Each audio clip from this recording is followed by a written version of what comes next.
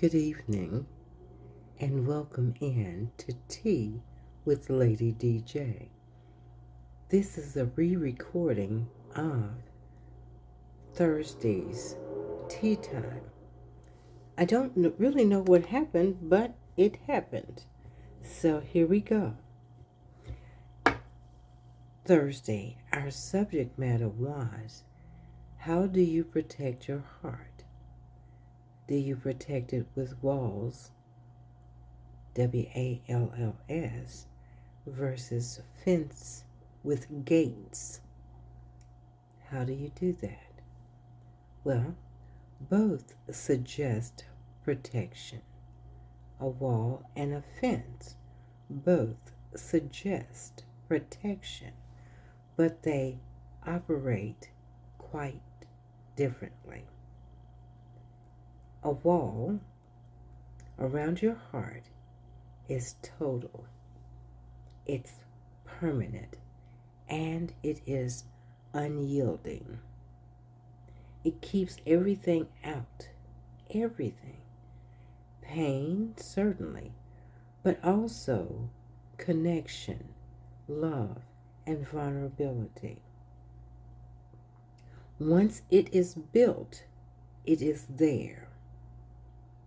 It's a defensive posture. It's a defensive posture that says nothing gets through. Now, the problem with this is that a wall isolates.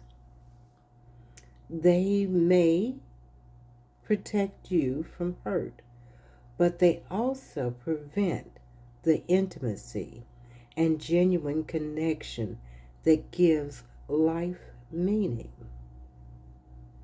People with walls often find themselves lonely, even in relationships, because no one can truly reach them. No one. Excuse me. Now let's look at a fence with gates. By contrast, a fence with gates is about boundaries. The fence still protects. It does. It marks your territory, and it keeps out that should not be there. But the gates mean you choose who and what enters. The gates mean you choose who and what enters. You can open them for people who have earned your trust, close them when you need space, and keep certain gates locked while opening others. It is protection that does not require isolation. Again, it is protection that does not require isolation. It allows for selective vulnerability and connection while still maintaining your emotional integrity. The fence approach acknowledges a deeper truth. You need some protection, but you also need to let people in. Fence approach acknowledges a deeper truth that you need some protection, but you also need to let people in. It is more mature in a way because it requires discernment rather than a blanket rejection. It means being hurt sometimes. Gates can be breached. They can be. but it also means experiencing real relationships. So the question, I think, is whether you are trying to avoid pain entirely and you have created a wall, or whether you are trying to live fully while protecting what matters so you can create. So you have to create a, a fence, or so you have, so you have created a fence with gates. And remembering that a fence with gates allows some people in. So, are you trying to, the question is, how do you want to live? Are you trying to avoid pain completely, entirely?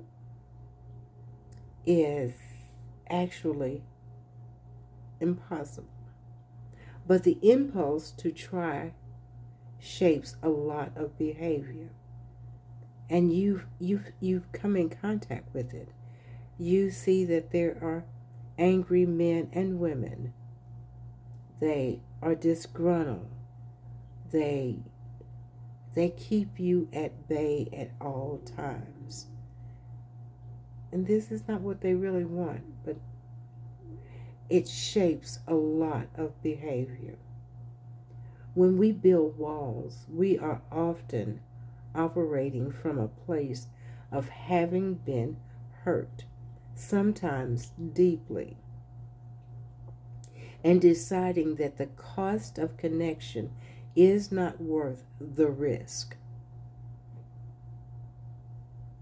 If I don't let anyone close, I cannot be betrayed, abandoned, or disappointed by them.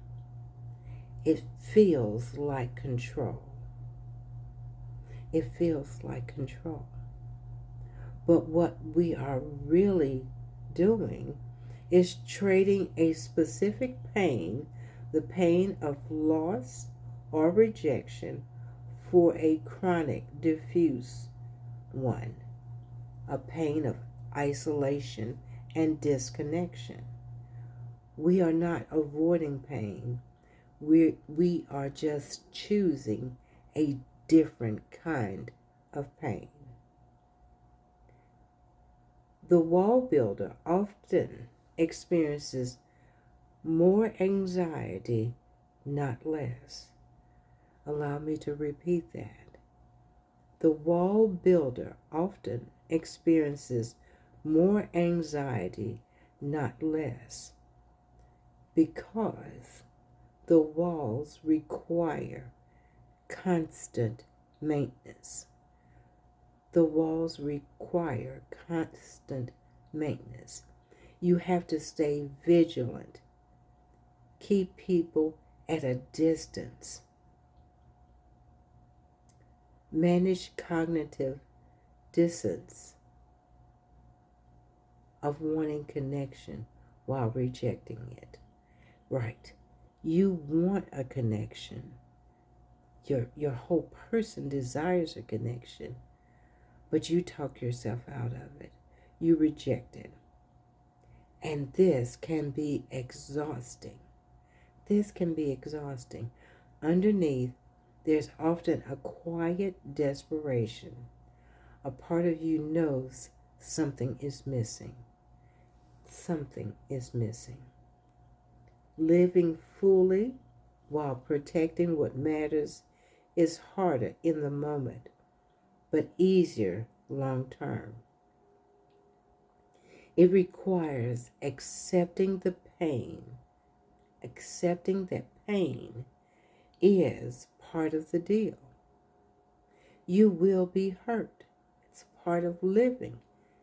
If you are living and life is lifing, you will be hurt. People will disappoint you. Plans will fall apart. This is a fact of life. but you also get to experience love, be known by others, take risks, and build things that matter. The pain becomes proportional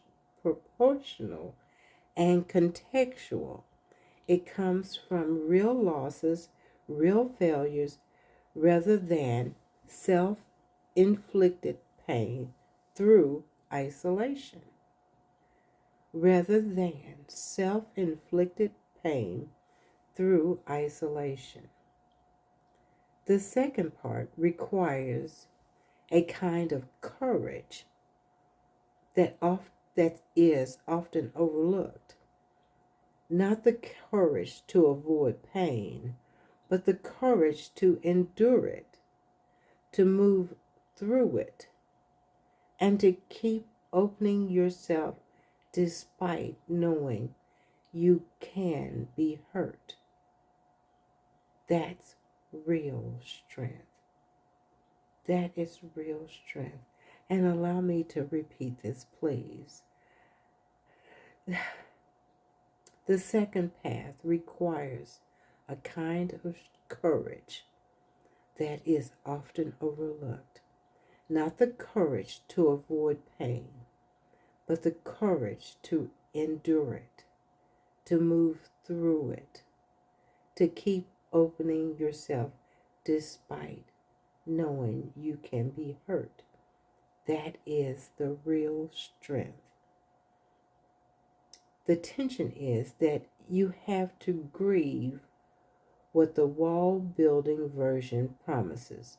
You have to grieve what the wall building version promises: total safety, and accept the vulnerability that comes with being alive, that comes with being alive. Some people never make that trade. Some do it halfway. Some do it and regret it. Some do it and realize it's the only way to actually live. So, I didn't keep you as long as you thought, right? I am going to continue this on Tuesday, as we are going to talk about how do we dismantle this wall that we may have built, or how do we create a fence, keeping in mind that they both protect differently, and that you would rather create a fence with gates rather than a wall. Until the next time, Tuesday, live on TikTok at 6:30 Pacific, 8:30 Central, and 9:30 Eastern. Please join me there on TikTok. I look forward to seeing you. If you should miss me on TikTok Live, I will upload it to my YouTube page. So, if you have not subscribed, please do. Turn your notifications on so you are made aware, kept abreast, notified when I decide and have uploaded. I thank you for taking this time to sit with me.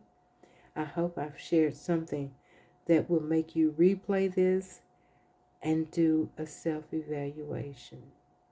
Until the next time, have an amazing evening. Good night.